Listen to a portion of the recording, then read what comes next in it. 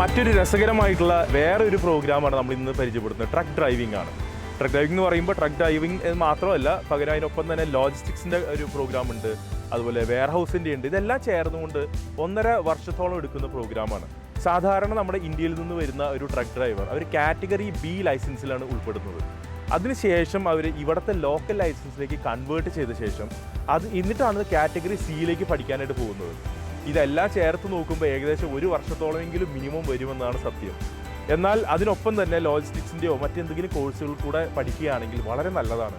അങ്ങനെ 18 മാസത്തോളം നീണ്ടു നിൽക്കുന്ന ഒരു ഡിപ്ലോമ പ്രോഗ്രാമാണ് നമ്മളിന്നിവിടെ കാണുന്നത്. ഈ ഒരു ട്രാക്ക് നോക്കിയാൽ നമുക്ക് കാണാം, ഇതുപോലത്തെ ട്രാക്കുള്ള വളരെ അപൂർവ ഇൻസ്റ്റിറ്റ്യൂട്ടുകൾ മാത്രമേ മൊത്തം യൂറോപ്പിൽ തന്നെയുള്ളൂ. അതിലൊരു മലയാളി പഠിക്കുന്നുണ്ട് എന്നുള്ളതാണ് മറ്റൊരു നല്ലൊരു കാര്യം. എന്തായാലും നമ്മൾ ഇന്ന് ഇവിടെ എത്തി നിൽക്കുന്നത് വളരെയധികം ഒരു എക്സ്പീരിയൻസ് ആയിട്ടുള്ള, പ്രാക്ടിക്കൽ ഓറിയൻറ്റഡ് ആയിട്ടുള്ള എക്സ്പീരിയൻസ്ഡ് ആളുകൾ നൽകുന്ന ഒരു ട്രെയിനിങ് ഇൻസ്റ്റിറ്റ്യൂട്ടാണ്. അവർ ട്രെയിനിങ് ഗ്രൗണ്ടിലാണ് നമ്മൾ നിൽക്കുന്നത്. ട്രക്ക് ഡ്രൈവിംഗ് എന്ന് പറയുന്നത് വളരെ പാഷനേറ്റ് ആയിട്ടുള്ള ഒരു ഫീൽഡാണ്. ബികോം എന്നുള്ള ഒരു പെർട്ടിക്കുലർ ഒരു കോഴ്സ് കഴിഞ്ഞതിന് ശേഷം അവിൻ, തൃശ്ശൂരിൽ നിന്നുള്ള അവിൻ ആക്ച്വലി ഈ ഒരു പ്രോഗ്രാം, ട്രക്ക് ഡ്രൈവിങ്ങിൻ്റെ പ്രോഗ്രാമും ലോജിസ്റ്റിക്സ് ഒക്കെ അടങ്ങുന്ന ഈ പ്രോഗ്രാം എടുക്കാനായിട്ടുള്ളത് റീസൺ എന്ന് പറയുന്ന ആ ഒരു പാഷൻ തന്നെയാണ്. അവിൻ്റെ അനുഭവം നമുക്ക് ചോദിച്ചറിയാം. So welcome Avin to the show. So എന്തായിരുന്നു ഈ ബികോം കഴിഞ്ഞിട്ട് ഒരു അക്കൗണ്ടിങ് ഫീൽഡിൽ ഒരാൾ അതിന് ശേഷം ട്രക്ക് ഡ്രൈവിംഗിലേക്ക് തിരിയുകയാണ്? പാഷൻ മാത്രമായിരുന്നോ അതോ ഇതിൻ്റെ ഡിമാൻഡ് കണ്ടിട്ടായിരുന്നു ഇതിലേക്ക് വന്നത്? നമ്മളൊരു കാര്യത്തിനെ പറ്റി നമ്മൾ ഡീറ്റെയിൽ ആയിട്ട് എടുക്കുമ്പോൾ ഞാൻ ബികോം കഴിഞ്ഞതിന് ശേഷം ഞാൻ ഈ ഒരു ജോബിൻ്റെ ഞാൻ അതിൻ്റെ സാധ്യതകളെ പറ്റിയൊക്കെ കൂടുതലായിട്ട് അറിയാൻ ശ്രമിച്ചു. പിന്നെ ഞാൻ ഭയങ്കര പാഷനേറ്റ് ആയിരുന്നു ഡ്രൈവിങ്ങിൽ. കാരണം ഞാൻ 18ാമത്തെ വയസ്സിൽ തന്നെ കാറും ബൈക്കും എടുത്ത്, അത് കഴിഞ്ഞ് ഞാൻ ഭയങ്കര ക്രേസ് ആയതുകൊണ്ട് തന്നെ 21 ഏജ് ആയപ്പോഴത്തേനും ഞാൻ നമ്മുടെ നാട്ടിൽ ഇന്ത്യൻ ട്രാൻസ്പോർട്ട് ലൈസൻസ് ഞാൻ എടുത്തിരുന്നു. ആ ക്രേസ് അത്യാവശ്യം നല്ല റിവാർഡിംഗ് ആയിട്ടുള്ള ക്രേസ് തന്നെയാണ് അല്ലേ? അതെ, നല്ല റിവാർഡിംഗ് ആയിട്ടുള്ള ക്രേസ് ആണ്. അത് നമ്മുടെ നാട്ടിൽ നിന്ന് കഴിഞ്ഞാൽ അത്ര ഓപ്പർച്യൂണിറ്റീസ് ഇല്ല എന്ന് കണ്ടുകൊണ്ട് തന്നെ ഞാൻ പുറത്തേക്ക് ഒരു ഓപ്ഷന് വേണ്ടി നോക്കിയതാണ്.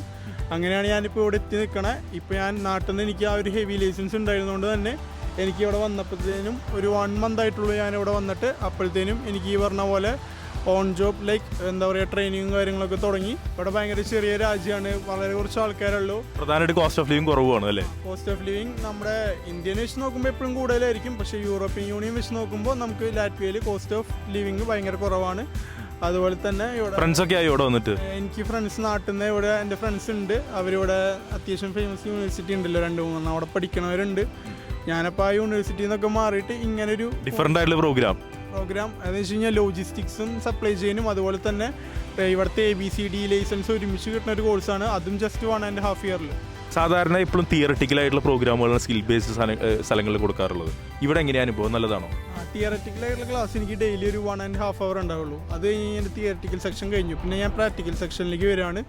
എനിക്കിവിടെ എങ്ങനെയാണ് ഈ വണ്ടികളുടെ ടെക്നിക്സും കാര്യങ്ങളും, അതുപോലെ തന്നെ ഇവിടെ എനിക്ക് ഫ്യൂച്ചറിലേക്ക് ഒരു 1.5 ഇയറിൽ ഈ പറഞ്ഞ പോലെ ഒരു 4 കാറ്റഗറി ലൈസൻസ് എനിക്ക് ഇവിടെ അപ്രൂവ് ചെയ്ത് തരാമെന്നാണ് എൻ്റെ സാറ് പറഞ്ഞിട്ടുള്ളത്. അപ്പോൾ നമ്മളത് വിശ്വസിച്ചിട്ട് ഇപ്പോൾ നമ്മൾ അടിപൊളിയായിട്ട് ഇങ്ങനെ പോകണം.